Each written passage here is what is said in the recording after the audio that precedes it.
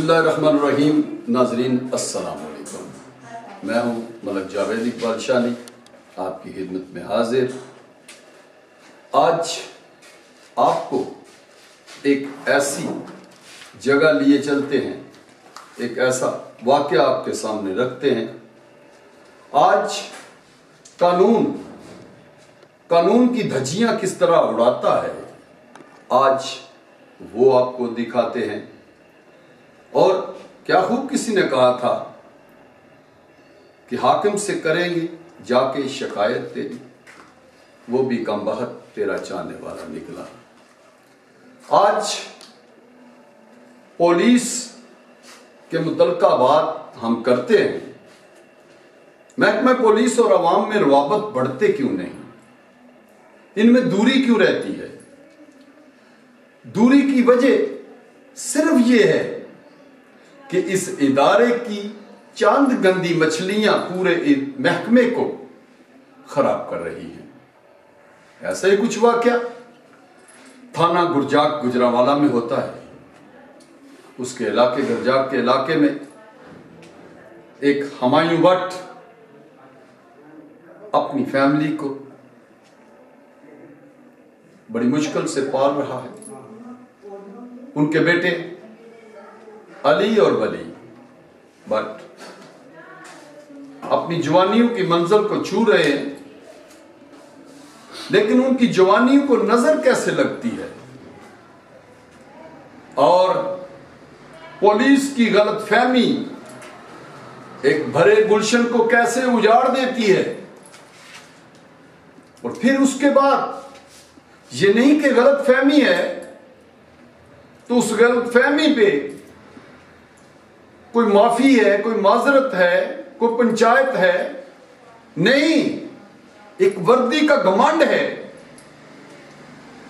इतना तकब्बर कि पुलिस आती कहीं है और रास्ते में कोई कहता है जी कि वो वली भट्ट खड़ा है और अली भट्ट का घर है, और एक और अली भट्ट जो कि मंशियात फरोशी में पुलिस को दरकार है। पुलिस बगैर सोचे समझे, और सबसे बड़ी नाज़रीन मैं आपको यह बात और बताता जाऊं कि पुलिस की गुंडागर्दी क्या है कि सिविल कपड़ों में आना और बच्चों को घेरे में लेना और पूरे मोहल्ले के सामने तशद्दुद करना। वो कह रहा है कि मैं हुमायूं भट्ट का बेटा हूं, आमिर भट्ट का भतीजा हूं। बार बार कह रहा है, वो मिन्नत कर रहा है, मेरा आपसे क्या तल्लुक है। पूरा मोहल्ला ये बता रहा है कि ये वो नहीं जिसे आप तलाश कर रहे हैं। लेकिन पुलिस के ऊपर अपनी वर्दी का ऐसा गरूर, और फिर SHO गुरजाक इतना जिद्दी कि उसे अपने वर्दी के नशे में उसकी आंखें ऐसी बंद हुई, अंधा हुआ, उसे नजर ही नहीं आया कि मैं जिस घर को उजाड़ रहा हूं इनकी तो कोई कसूर ही नहीं है। जिस वालिदैन से मैं उनका लख्ते जिगर छीन रहा हूं उनको तो पता भी नहीं कि ये क्या हो रहा है। तो वो कहते हैं, अच्छा तू हुमायूं भट्ट का बेटा है, आमिर भट्ट का भतीजा है, तेरी ऐसी की तैसी, मारना शुरू करते हैं। नाज़रीन, मारना कोई बात नहीं, थप्पड़ मार लिया या फिर डंडू से मार लिया, लेकिन जख्मी किया, चंद बूंदे खून की गिरी। लेकिन इन जालिमों ने आज ये पता चलता है कि ये दूरी पुलिस और अवाम की क्यों नहीं दूर हो रही। इन्होंने बगैर सोचे समझे फौरी तौर पे फायर कर दिया, और फायर जो है पीछे से निकल के इधर से बाहर आ जाता है। लेकिन दिलेर आदमी, बच्चा जवान है, कश्मीरी बेटा था, जवानी फुल थी, तो वो अपने दूसरे भाई को कहता है कि भाई भाग जाओ, भाग जाओ। वो कहता है क्यों भागें, क्यों भागें? और इसी बिना पर वो फौरी तौर पर पुलिस, जो वो सिविल कपड़े वाले हैं, वो थाने में फोन करते हैं और गाड़ियां पुलिस की बुलाते हैं, लेकिन एम्बुलेंस बुलवाने की जहमत नहीं करते। और वो बच्चा जिसके गले में गोली लगी हुई है, बाहर पार हो गई है, वो अपनी आखिरी सांसों में भी भाई को कह रहा है आप जाओ, यहां से निकल जाओ, पापा को बुलाओ। थोड़ी दूर अभी हुमायूं भट्ट गए तो किसी ने खबर दी कि भट्ट साहब आपके बेटे को गोली लग गई है, दोनों बेटों को गोली लग गई है, फायर हो गए हैं। कहते हैं अभी तो मैं आया हूं घर से, लेकिन एक बेटे के बाजू पर गोली और दूसरे की जो है वो गर्दन में गोली आर पार होती है और वो खून से लथपथ पड़ा है। ऊपर से पुलिस फिर मार रही है, टांगों से वो मार रहे हैं जैसे बहुत बड़ा मुजरिम हो। तो फिर एम्बुलेंस में उस वक्त डाला गया जब उसकी सांसें गिनी जा चुकी थी। फिर हॉस्पिटल पहुंचाया गया और फिर हॉस्पिटल पहुंचते ही जो सबसे बड़ी बात है, नाज़रीन देखें, इनकी सफाकी देखें, इनका जालमाना रवैया देखें कि वहां पे बाप अपने बेटे के पीछे दौड़ रहा है कि बेटा मौत जिंदगी की कश्मकश में है, दूसरा बेटा बाजू पे गोली खा के खून में लथपथ पड़ा है। और फिर थाना सिविल लाइन की पुलिस ऊपर से आ जाती है और कहती हुमायूं भट्ट आपका नाम है। तो बाप का हौसला बढ़ता है कि पुलिस अब मेरी हिमायत के लिए आई है, यूनिफॉर्म वाले मेरी हिमायत के लिए आए हैं। लेकिन यूनिफॉर्म वाले ये पुलिस नहीं थी, भेड़िए थे, शैतान थे। उन्होंने कहा जी आपको एसएचओ सिविल लाइन बुला रहे हैं, आपने अपना बयान देना है। और जब हुमायूं भट्ट अली और वली का वालिद थाना सिविल लाइन पहुंचते हैं तो फौरी हुक्म होता है एसएचओ साहब की तरफ से कि गिरफ्तार कर लिया जाए इनको और सलाहों के पीछे डाल दिया जाए। भाई मेरा कसूर क्या है? रो रो के चीख चीख के पूछते मेरा कसूर क्या है? कसूर तेरा यह है कि तू मंशियात फरोशों का बेटा है। कौन मंशियात फरोश? तेरे बेटे। और डाल दिया जाता है थाने के अंदर। पूरी रात थाने के अंदर बेटा मौत जिंदगी कश्मकश में, और फिर खुदा की तरफ से सांसें गिनी जा चुकी थी और बेटे की रूह परवाज हो गई। रूह परवाज हुई, एहतला मिली कि बेटा दुनिया फानी से कूच कर गया है। तो फिर पुलिस वाले कहते अच्छा तुझे छोड़ते हैं एक शर्त पर, जाओ हम छोड़ देते हैं, लेकिन शर्त यह है कि हमारे खिलाफ बयान नहीं देना, हमारे खिलाफ कुछ बोलना नहीं है। ये अंधा कानून है पाकिस्तान का, ये आंखों पे पट्टी बांधकर चलने वाला कानून है पाकिस्तान का। लेकिन अफसोस इस बात का है कि इस वाकये के पूरे पाकिस्तान ने देखा और एक कैमरे की आंख ने इस पूरे सीन को बंद कर लिया। गोली कैसे लगती है, भाई जमीन पे कैसे गिरते हैं, फिर पुलिस जख्मियों को कैसे मारती है, उस कैमरे की आंख ने बंद कर लिया। फिर सोशल मीडिया पे उसको फेंक दिया गया, फिर चंद न्यूज़पेपर पे कॉलम के जरिए उसको आगे बात पहुंचाने की कोशिश की गई, लेकिन कानून की नजरें बंद रही। ना कानून का कोई वजीर बोला, ना आईजी पंजाब बोला उस वक्त का, ना डीआईजी गुजरांवाला बोला, ना ही किसी ने इस वाकया को बोलने पर पाबंदी लग गई सबके, सिर्फ इसलिए कि अपनी काली भेड़ को बचाने के लिए इन अंधों ने एक घर को वीरान कर दिया और इस वीरानी की वजह को छिपाने के लिए किसी ने भी आगे बढ़ने की कोशिश ना की।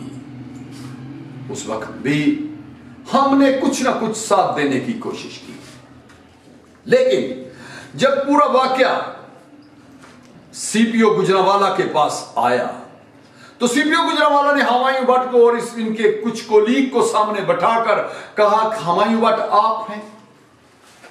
हो गया जी। कहा आपके बेटे के ऊपर पता है 20 FIR है? तो हुमायूं भट्ट कहता है कि पुलिस बड़ी ताबेदार है हमारी, और आपकी पुलिस पे कुर्बान जाऊं कि 20 FIR में मेरा बेटा है और एक दिन पुलिस मेरे घर नहीं आई, मेरा बेटा थाने तक नहीं गया, जेल का उसने मुंह तक नहीं देखा, और 20 FIR हो गई हैं। आज इसके बारे में आप क्या कहते हैं?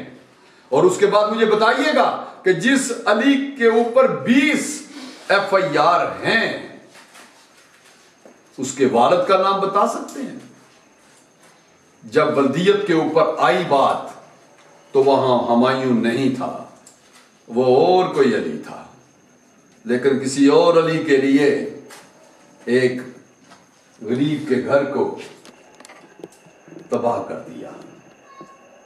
मां खून के आंसू रो रही है, कैंसर की मरीजा बन गई, आंखों की बेनाई चली गई, और बाप कभी हंसता है कभी रोता है।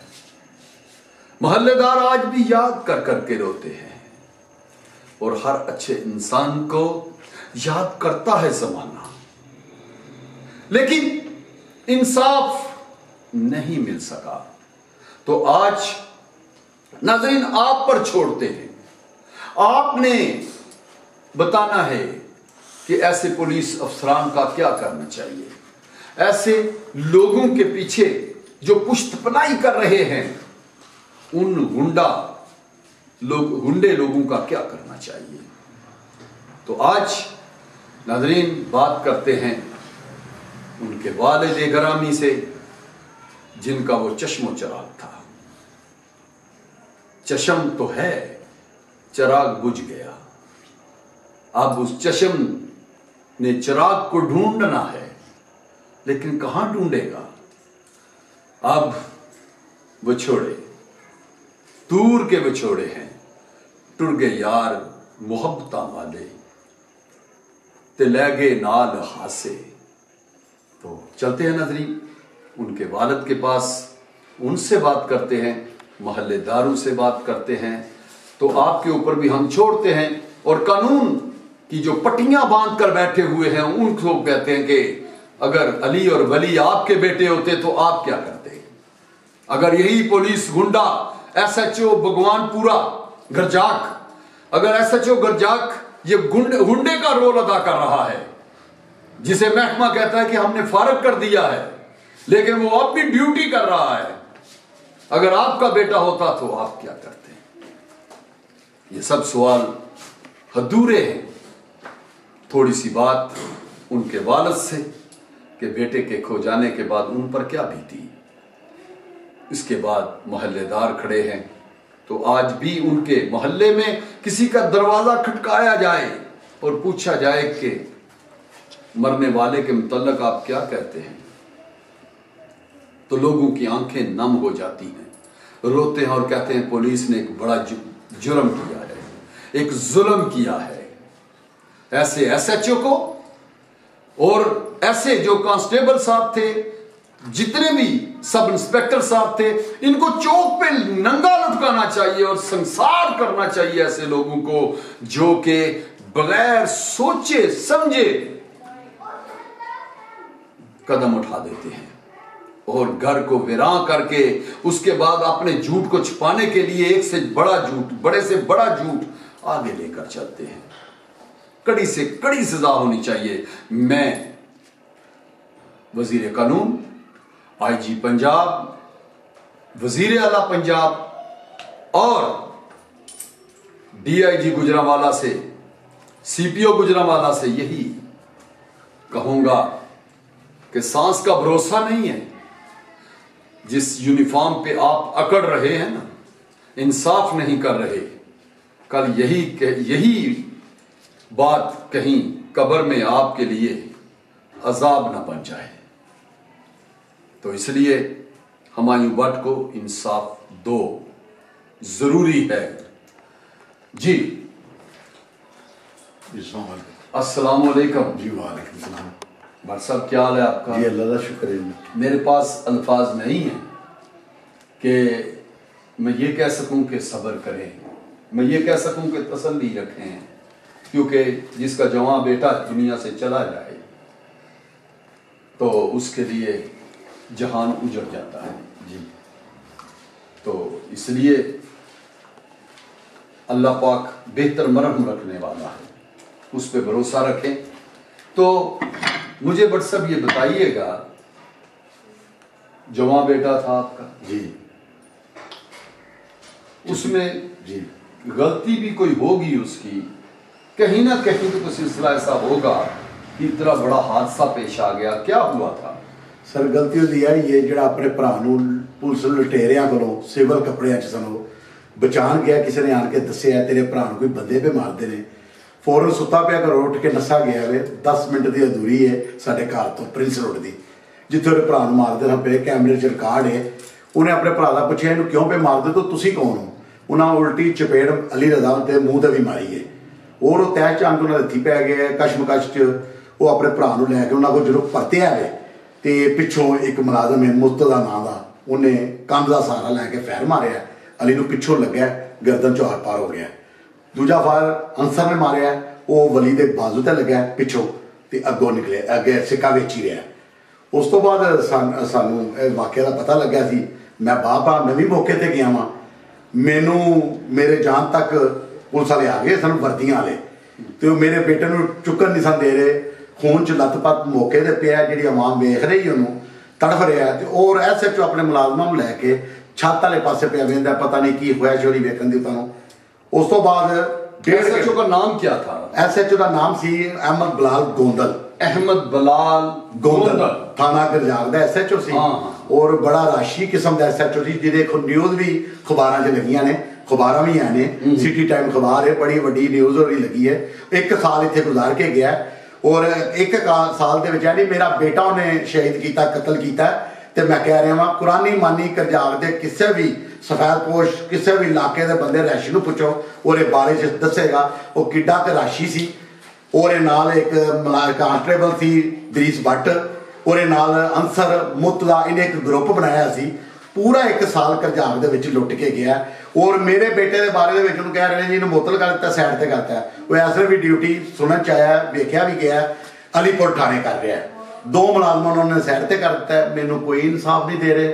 CPO साहब को जाना वा तो वह अपने मतैद को कह देंगे ने, मतैद सारा दिन मैनू बिठाई रखते हैं।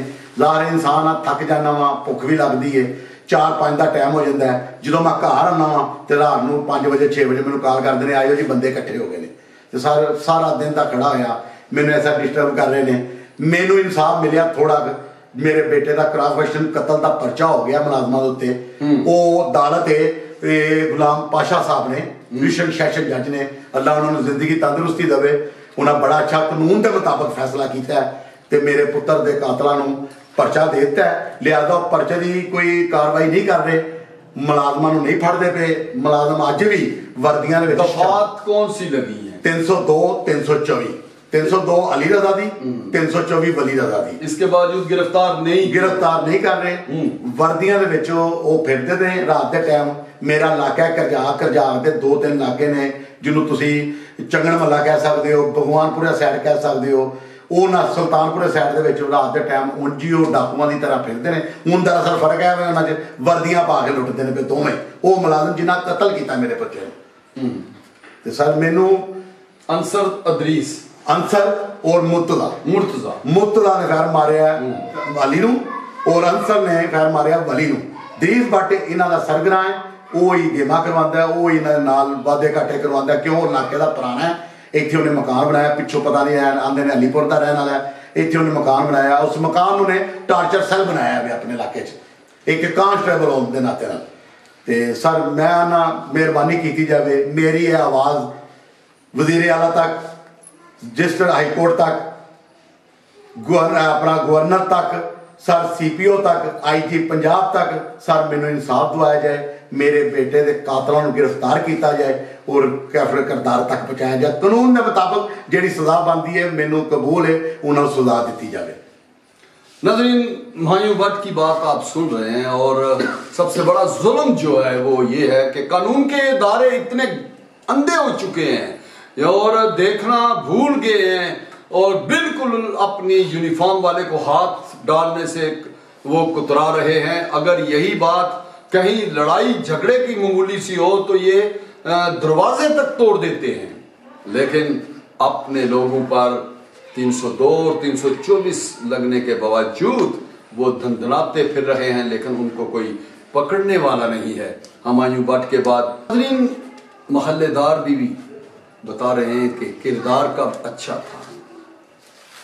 बाप ने लख्त जिगर खोकर भी कहा कि गुंडागर्दी की है इन लोगों ने।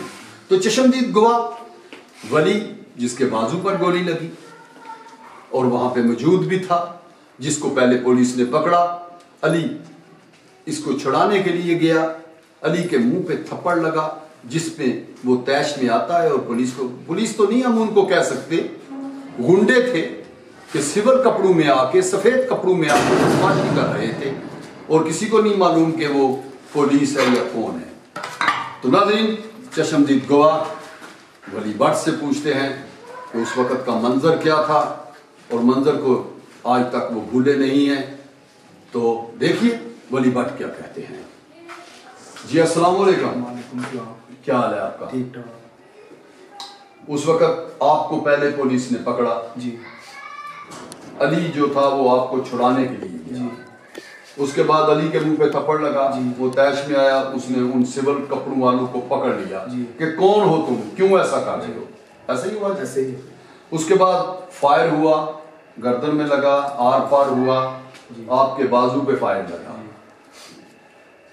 ये वाकया जब आपको पकड़ा गया तो आपको क्यों पकड़ा गया, कैसे पकड़ा गया? मैं दोस्त के साथ कटिंग करवाने जा रहा था, पीछे कटिंग वाली दुकान है, तो मैं कटिंग करवाने जा रहा हूँ। मैं कटिंग वाली शॉप के अंदर जाने ही लगा हूँ, इतनी देर में बाइकों पे सिविल वर्दी में आ गए हैं, चिट्टे कपड़ों में मुझे खड़ा कर दिया। मैं का पता नहीं कोई शायद कोई जानने पहचानने वाले हों, तो वहाँ दीवार के साथ लगा के बदतमीजी करना शुरू हो गया, तलाशी दे मैं कहा कौन सी तलाशी लेनी है, आप कौन हो, तुम दस नहीं असी कौन है, तुम दस नहीं असी कौन हो। मैं कहा मुझे दसो ना तुम कौन हो, कादी तलाशी लैनी है। इतनी देर में वो मेरे साथ मारना मुझे शुरू कर दिया। कोई गली में से दोस्त गुजर रहा था भाई का, उसने भाई को आगे बताया। इतनी देर में फिर भाई आया, भाई ने आगे उससे यही बातें दी है, तो यार आप क्यों मेरे भाई को मार रहे हो। उन्होंने भाई को भी थप्पड़ मार दिया। भाई ने फिर उन लोगों के साथ जो हमारा झगड़ा हुआ थोड़ा बहुत हो गया, फिर भाई ने मुझे पकड़ा है, मुझे लेके कहते चला चलिए घर, हम घर आ रहे हैं। इतनी देर में पीछे से फायर हो गया, गुलाम मुर्तज़ा का फायर लगा भाई अली को, वो इधर पीछे से लगा, गर्दन से निकल गया। तो अंसर का फायर लगा मुझे बाजू पे, मेरे से पीछे से गोली लगी, इधर सिक्का रह गया था वो, तो हॉस्पिटल से मैंने निकलवा लिया था। तो उसके बाद पापा को भी अस्पताल से ले गए, ना भाई को मिलने दिया ना अभी। उसके बाद यही परेशानी, पापा को भी ले गए, मुझे भी ले गए। मुझे भी इन्होंने फिर पहले माल्टो रखा थाने, फिर इन्होंने भगवानपुरे थाने रखा, फिर उसके बाद इन्होंने मुझे कतवाली में रखा 3 दिन। 3 दिन के बाद जब वाली साहब आए हैं, फिर सारे रिश्तेदार आए हैं, उन्होंने पता करवाया, फिर वहाँ से ले गए, फिर मुझे करजाक ले के आए हैं। 5-6 दिन ये मुझे थानों में घुमाते हैं। मैं कहता था मुझे मेरे घर वालों से बात करवा दें, मुझे मेरे घर वालों से बात, वो कहते तेरा किसी को मेरे से मिलने नहीं देते, कहते इससे किसी की बात नहीं करवानी किसी का। मैं उन लोगों को कहता था मुझे या पानी पिला दें या खाना दे दें, ना खाना देते थे, ना पानी देते थे, ना करजाक थाने वाले देते थे। जुल्म पे जुल्म वो किए जा रहे थे। जब वली की डेथ हुई आप हॉस्पिटल में थे? नहीं, मैं जेल चले गया, थाने चले गया था। आपको पता था कि उसकी डेथ हो गई? नहीं। कब पता? जनाजे में शामिल हुए? नहीं, जनाजे में नहीं शामिल किया इन्होंने ये मुझे फिर माल्टोन से निकाला है, ये मुझे कब्रिस्तान ले गया है। तो मैंने उनसे पूछा कहाँ पे ले जा रहे हो, तो बताते हैं ये फिर कब्रिस्तान ले गए हैं। वो तब भाई कब्र में उतार दिए गए थे, तो इन्होंने फिर एक स्लेट उठाने लगा, उसका भाई आ उसको दिखा दी। उन्होंने 5 मिनट बस उसका चेहरा दिखाया, फिर वहाँ से लेके आए हैं, ये मुझे भगवानपुरे ले गए। तो मैंने इन्हों को बोला मेरा मुतलका खाना गरजाल है, मुझे गरजाल छोड़ के आए हो, मगर नहीं, ये मुझे कह रहे थे आप इधर रहो, नहीं वो आएंगे ले जाएंगे, आएंगे ले जाएंगे। मसलन फ़ोन करते थे SHO आगे से कहता हम मारे हैं SHO बिलाल गोंदर आगे से लाड़ी लगाई जाते हैं, हम मारे हैं ले जाते हैं, ले जाते हैं। मुझे हफ्ते बाद ये जहाँ पे ले गए हैं, फिर उन्होंने मुझे जेल भेज दी। बहुत शुक्रिया। नाज़रीन, जुल्म की दास्तान रकम करने में बिलाल गोंदल ने भी अपना किरदार अदा किया। इसी तरह दो जो कांस्टेबल थे वो भी अपनी बदमाशी अपने पूरे अरूज पर दिखा के चले गए। तो इसी तरह होता रहेगा, देखते हैं आगे कि क्या होता है। इनके मोहल्लेदार हैं, इनसे बात करते हैं कि ये क्या कहते हैं और अपनी बात को पूरा करने में ये मोहल्लेदारी है, इसमें ये कोई बात ऐसी नहीं करेंगे जिससे ये कोई झूठ बोले या सिस्टम निज़ाम हो। जी अस्सलाम वालेकुम, क्या नाम है भाईजान आपका? कासम। कासम साहब, जब ये वाकया पेश आया तो आप कहाँ थे? मैं उस वक्त बाजार में मेरी शॉप है हार्डवेयर टूल की। अच्छा, उधर था तो मुझे उधर से इत्तला मिली, मैं सीधा हॉस्पिटल पहुंच गया। शॉप बंद कर उधर वो देखा गया उसके फोन में लथपथ पड़ा हुआ है। ये बताइएगा कि ये बच्चे पहले भी कोई लड़ाई झगड़े में शामिल हैं, कोई मंशियात फरोशी में शामिल हैं, या इनका कोई ऐसे लोगों से ताल्लुक है कि पुलिस ने ऐसा कदम उठाया? मुझे वो बच्चा अली जो है ना, वो मेरे हाथों में जो है ना वो जवान हुआ है, ठीक है। मैं मेरा साथ ही गया, मैंने नहीं उसे देखा किसी ऐसी सरगर्मी में वो बिजी हो या जो भी गेम करता था क्लब की हद तक में। मैं जब भी देखता था क्लब से आ रहा है जा रहा है या जूस वाली दुकान पे बैठा जूस पी रहा है, बस ये उसका शौक था। रात को अगर लेट आया हूँ तो वो कार्नल है, गली के कार्नल के ऊपर। यानी आप समझते हैं पुलिस ने ज्यादती की है जी, और गलतफहमी पे मारने के बावजूद फिर उसके बाद पर्दा डालने के लिए वो आगे गलतियां कर रहे हैं। जी बिल्कुल ऐसे। तो जी नाज़रीन, ये हुमायूं भट्ट अपने बेटे अली को सीने से लगाए हुए खड़े हैं और पूरा पाकिस्तान इस बात को देख रहा है। एक बार फिर इदारों से यही कहूंगा कि आप लोग ये आंखों से पर्दा उठाएं और आवाम से रवाबत बढ़ाने के लिए ऐसी गंदी मछलियों को खत्म करें। ये काली भेड़ें जो हैं इदारों को गंदा कर रही हैं, इन काली भेड़ों का खात्मा करें। और अगर आप लोगों ने ऐसा ना किया तो अवाम बदजन पहले है, बागी हो जाएगी, और जब कोई बागी होता है तो फिर अगले का खात्मा हो जाता है, अगला फिर खत्म हो जाता है, फिर बागी जो है उसकी जीत हो जाती है। तो आप लोग इस बात को समझ लें और हुमायूं भट्ट को इंसाफ देने में देर ना करें। अगर ऐसा हुआ तो फिर वो तो अपनी मौत मरेंगे ही, एक दिन मरना है सबने, लेकिन आपके ऊपर भी इतना ही गुनाह शामिल है, आप भी इतने ही गुनाहगार हैं कि अगर आप लोग ऐसा नहीं करते तो फिर इंसाफ इनको नहीं मिलेगा। तो एक बार फिर कहूंगा कि ये पट्टी जो बंदी है इसको खोलें। अस्सलाम वालेकुम, क्या नाम है भाईजान? मेरा नाम काशिफ। काशिफ भाई, क्या करते हैं? मेरी हौजरी की फैक्ट्री है। हौजरी की फैक्ट्री है। अली को जानते हैं आप? जी बहुत अच्छी तरह। मेरा भतीजा था तो बहुत, ये हमारे बार मेरे दोस्त हैं और वो हमारे बच्चों की तरह था। कैसा लड़का था? बहुत अच्छा था, बहुत नाइस था, जितनी उसकी तारीफ कर लो उतनी कम है। और पुलिस ने इतना बड़ा कदम उठाया तो क्यों उठाया? बस गुंडागर्दी, बदमाशी, अपनी वर्दी का रोक, और तो कोई आपको पता ही है जैसे ये करते हैं लोग। उस बच्चे में हमने ऐसी कोई चीज़ नहीं देखी कि जिसकी वजह से उसे मारा जाए। अगर आपसे मिलता आपको भी उसने चाचू कह के, अगर छोटे बच्चे से मिला उससे भाई कह के वो बहुत बुलाता था। किसी से वो बता ना कि कभी किसी को बदतमीजी किया उसने, किसी का ज्यादती किया, हमने नहीं सुना, ना ही हमने उसे देखा है इस बच्चे ने किसी का ज्यादती की है या कोई मंशियातियों के साथ इसका तल्लक है, हमने नहीं देखा। बहुत शुक्रिया। नाजरीन, आपने मोहल्लेदारों की बात भी सुनी, हुमायूं भट्ट की बात भी सुनी।